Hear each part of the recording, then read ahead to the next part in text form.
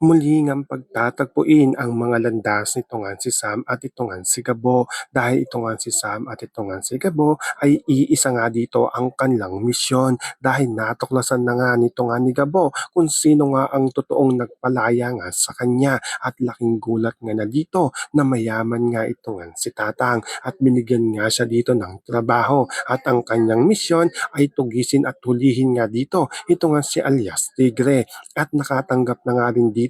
ng bagong misyon ito nga si Sam at ang kanyang grupo dahil kailangan na nga daw nilang mahuli o matugis ito nga daw si alias Tigre at meron na nga nakapagsabi kung saan nga daw nila ito matatagpuan. Kaya nga agad nga naghanda ito nga si Sam at ang kanyang grupo upang magtungo nga sila dito nga sa isang bar upang hulihin na nga dito ito nga si alias Tigre.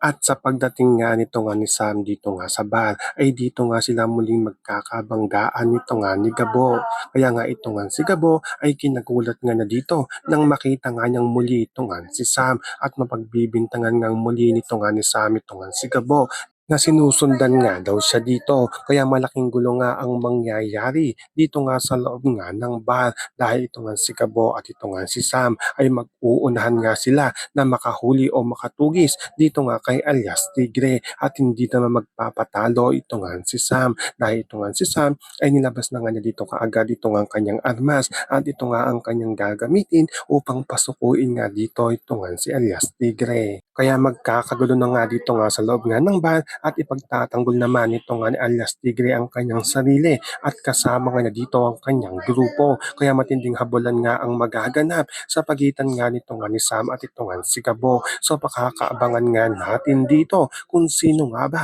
ang makakahuli dito nga kay alias Tigre. Kung ito nga bang si Sam o ito nga si Gabo. Yan ang ating mga pakakatutukan at pakakaabangan dito nga lang sa Sigabo.